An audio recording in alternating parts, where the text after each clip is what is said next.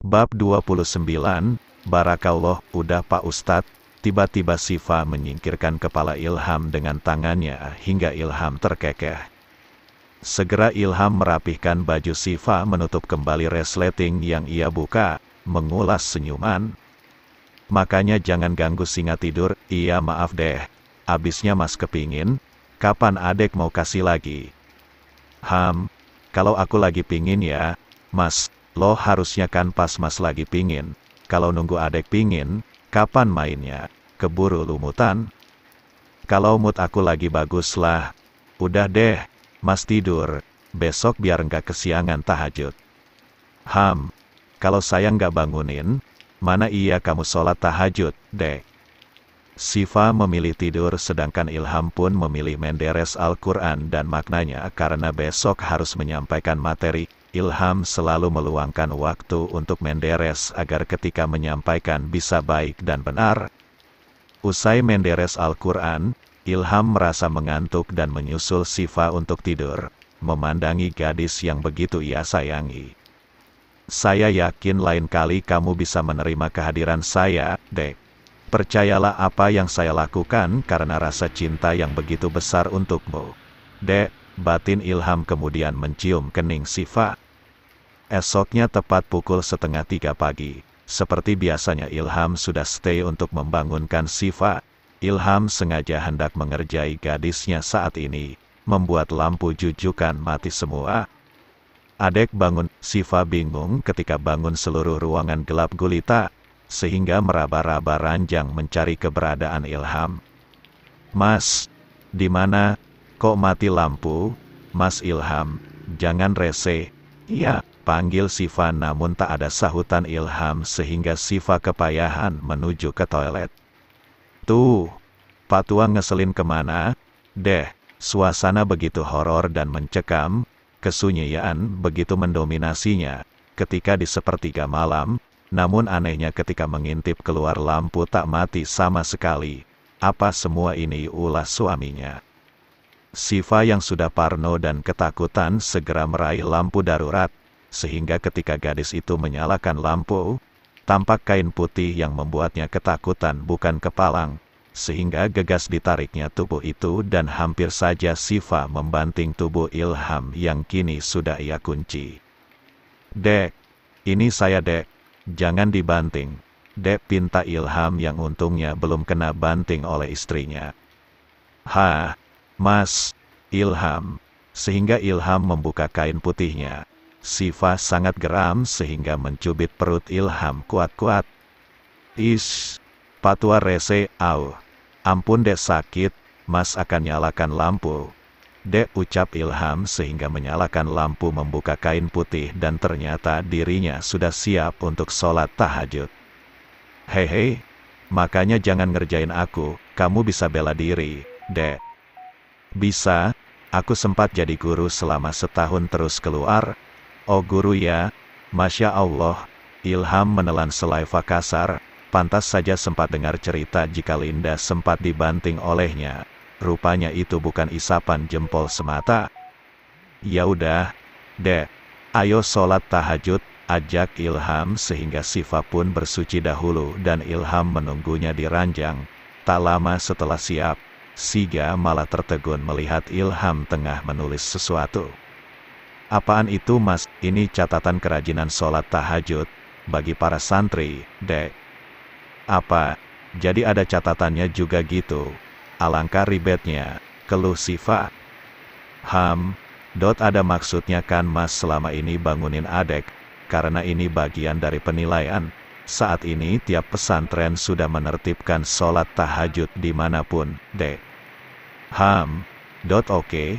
Ya udah yuk mas kita sholat, ajak Sifa sehingga Ilham mengangguk dan jalan bersama menuju ke masjid untuk melaksanakan sholat sunnah tahajud.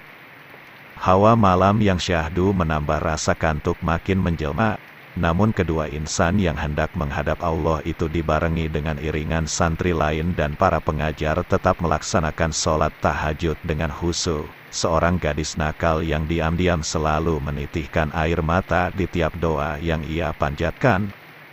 Ya Allah, apa karena aku terlahir di jalanan? Udah keburu brojol di jalan aku jadi begini. Aku juga mau jadi wanita muslimah kayak Umi. Tapi kok kayaknya sulit ya Allah, ucap Sifa pelan dalam doa sepertiga malamnya. Usai mengadu perihal dirinya yang ingin berubah dan istiqomah, maka Sifa pun menyudahi dengan segera karena ia sudah mengantuk lagi. Ia selalu percaya jika Allah akan mengabulkan doanya. Usai tahajud, para santri dan guru pondok pun kembali berjalan beriringan menuju ke asrama putra, putri dan jujukan. Ada pula yang menderes Al-Quran seraya menunggu subuh tiba. Ilham tak hentinya mengulas senyuman ketika Sifa meletakkan mukena di dalam lemari. Kenapa Mas senyum terus? Mas terharu lihat adek berdoa sama Allah tadi. Adek nangis kan tadi? Mas tahu dari mana kalau aku nangis? Wajah adek sembab. Kata Abi kalau doa mau dikabulkan oleh Allah, kita harus memintanya dengan penuh kesungguhan, Mas. Benar itu, Dek. Adek pintar banget sih, ucap Ilham seraya mengecup kening gadisnya sehingga Sifa tersenyum dan melingkari tangannya ke perut suaminya. Mas aku mau tidur lagi aja, terus nanti bangunin aku sholat subuh, ya. Sekarang adek nggak usah pusing buat sholat subuh. Mas udah belikan adek ini. Apa ini Mas, jam waker? Dek, jadul amat. Hei. Meskipun jadul tapi ini sangat berguna Dek. Di saat biasanya pakai HP, sekarang bisa dengan waker ini. Sifa tersenyum menerima jam waker bulat dengan motif Doraemon. Sangat cantik dan Sifa langsung sumringah menerimanya. Subhanallah bagus banget, ucap Sifa. Adek suka. Mas kok tahu banget sih? Cari ini di mana? Mana Doraemon lagi? Sebenarnya udah lama Mas mau kasih, tapi Mas baru ingat sekarang. Makasih ya Mas, ucap Sifa. Ciumnya mana? Pinta Ilham seraya menyodorkan pipinya kepada Sifa. Kemudian Sifa tersenyum, mencium kedua belah pipi suaminya. Makasih Dek. Kemudian Sifa segera merebahkan diri di kasur lagi, meletakkan jam waker cantik itu di nakas. Disusul Ilham yang mengelus pucuk kepala gadis itu, hingga gadis itu kembali terlelap sambil memeluk jam waker pemberian dari suaminya. Ya ampun Dek, hanya jam waker, tapi sampai dipeluk begitu tidurnya. Jadi iri deh sama jamnya hehe. Pungkas Ilham sehingga memastikan gadis itu terlelap lagi. Ilham pula ikut tidur memeluk gadisnya. Sebelum menikahi Sika, Ilham sering menghabiskan waktunya di masjid dari sholat malam menunggu subuh. Entah itu menderes Al-Quran ataupun doa malam. Namun saat sudah ada istri, tentunya Ilham senantiasa mengingat istrinya dan menemaninya tiap malam. Pagi ini, usai sarapan pagi dengan sayur sup, tempe dan telur balado, Sifa pun membersihkan halaman masjid, membersihkan sampah daun yang berserakan. Lagi-lagi gadis itu teringat Linda ketika gadis itu membuang sampah daun ke tubuhnya. Udahlah, setidaknya aku bisa tenang, nggak akan ada lagi yang bully aku, monolog Sifa dengan senyuman. Usai bersihkan sampah daun, Sifa mencuci pakaiannya. Sehari lagi dan masa hukumannya akan berakhir. Besok Sifa bisa mengikuti kegiatan belajar mengajar seperti biasa. Karena masih ada waktu luang, Sifa pun berjalan sendiri ke belakang pondok. Entah kenapa gadis itu sangat ingin memakan tahu jeletot yang letaknya berada di dekat pondok. Duh, pingin banget tahu jeletot sih. Izin sama Mas Ilham dikasih nggak ya? Ucap Sifa yang sedang ingin menikmati makanan pedas. Sifa pun beranjak ke ruang guru untuk mencari Ilham. Dilihatnya pemuda itu sedang serius mengerjakan laporan tentang hafalan para santri, sehingga Sifa mengetuk pintu dan masuk ke dalam. Mas Ilham, loh, ada apa Dek? Minta uang? Uang untuk apa, sayang? Aku mau tahu jeletot. Mau tahu? Terus kamu mau keluar dari pondok gitu? Nggak boleh. Tapi aku kepingin tahu jeletot Mas sama es dawet. Lo nambah. Tadi katanya cuma mau tahu. Kalau Mas mau beliin, sekalian gitu tahu, es dawet sama keripik pisang coklat. Masya Allah nambah lagi. Hehe, Udah biar Mas yang carikan keinginan adek. Adek udah setoran hafalan dan doa-doa ke Ustadz Malik. Udah Mas, ini kan yang terakhir juga, anak pintar, ya udah Mas carikan dulu ya, kalau salah satu nggak ada gimana, Dek? Aku nggak mau tahu, Mas Ilham harus dapatin semua, atau aku yang akan beli sendiri dengan manjat dinding pesantren. Ngancam lagi, iya, Mas usahakan untuk dapatin semua, deh. Ilham pun beranjak sehingga Siva menghadiahkan kecupan di pipi untuk suaminya. Makasih Mas, aku mau kejujukan dulu. Iya, Ilham pun berjalan ke parkiran mengambil mobilnya. Kemudian gegas keluar pondok untuk membeli pesanan sang istri, daripada membiarkan gadis itu berkeliaran sendiri mencari keinginannya. Tahu jeletot sudah dapat, tinggal keripik pisang dan es dawet. Ketika semua yang diinginkan sudah Ilham menambah lagi dengan es krim dan beberapa coklat. Ketika semuanya sudah didapatkan, maka gegas pemuda itu kembali memasuki area pondok lagi dan memuju kejujukan. Assalamualaikum sayang. Waalaikumsalam Mas. Udah belum? Udah sayang. Ini Mas belikan pesanan kamu ditambah es krim ukuran 2 liter, Dek. Banyak amat. Ini siapa yang mau makan? Adek aja, kalau nggak habis bisa disimpan di freezer, sayang. Aku bagiin ke teman satu kem aku boleh? Boleh sih, tapi kan itu untuk adek. Aku yakin abis ini rezeki Mas Ilham makin dimudahkan oleh Allah. Ya udah, ini ada beberapa cup es krim dan sendok. Kayaknya jujukan Mas nih serba ada ya? Ada dong, khusus buat adek. Mas kasih hati Mas untukmu. Lebay, ucap Siva seraya menarik hidung suaminya. Beneran Dek, kok malah dibilang lebay? Ya udah, aku bawain ini sebagian, nanti sisanya buat camilan kita ya, Mas. Iya Dek, Siva pun datang ke kem berpapasan dengan teman satu kamarnya yang sudah menyelesaikan ngajinya. Siva datang dengan sumringah menawarkan es krim untuk mereka. Ada yang mau es krim nggak? Es krim dari mana, Fa? Dari Ustadz ganteng dong, hahaha. Mentang-mentang suaminya ganteng tuh, hehe, seloroh dina. Lah emang kenyataan dia suamiku. Yuk, aku ambilin ya, satu-satu. Iya Fa, sahut mereka.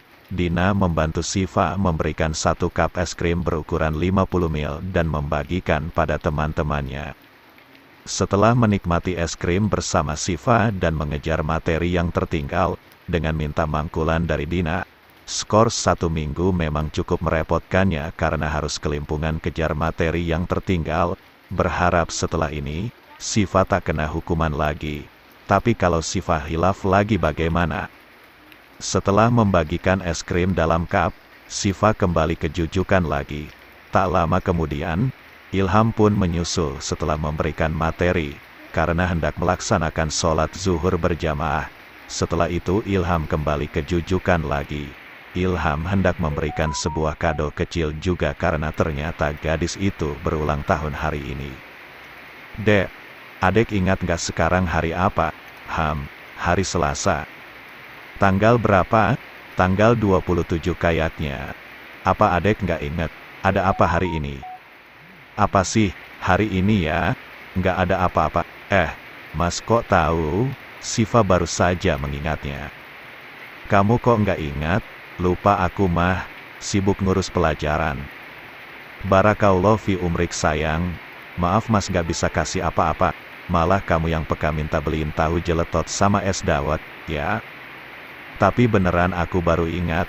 Mas ingat aja sih hehe. Siva jadi tersipu malu. Udah berapa usianya sekarang? 19 tahun mas. Waktu nikah sama mas usiaku masih 18 tahun. Udah semakin dewasa, ya. Semoga panjang umur sehat selalu dan keinginan adek tercapai, ya.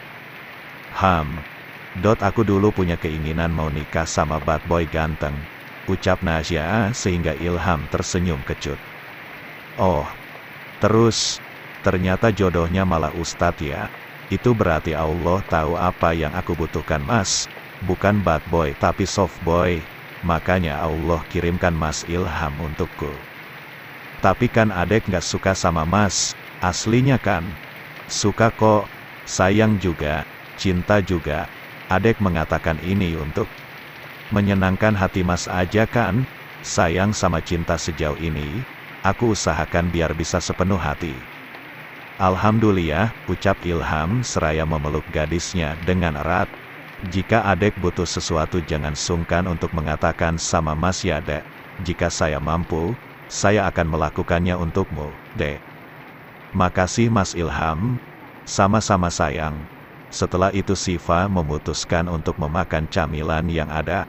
Sejak masuk pondok, berat badannya makin naik drastis. Syifa bahkan bingung kenapa bisa demikian. Padahal di pondok bukanlah rendang ataupun ayam yang ia makan setiap hari.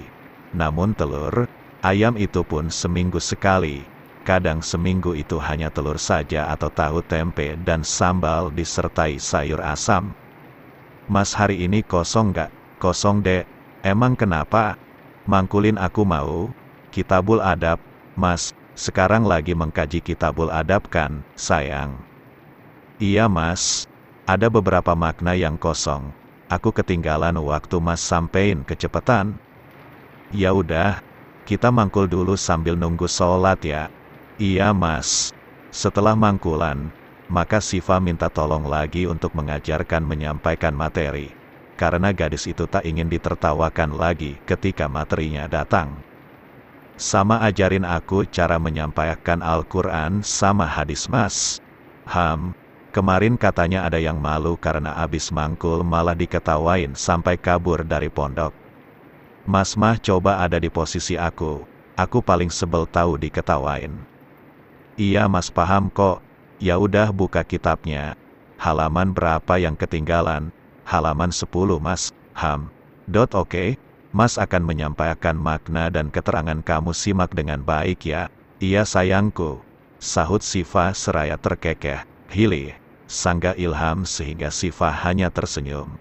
Hal yang paling Syifa sukai adalah ketika Ilham mengajarinya secara privat seperti ini. Karena jika di luar, Ilham akan sangat galak. Jika sedang berdua maka Syifa takkan dimarahi, malah disayang-sayang oleh Ilham. Lebih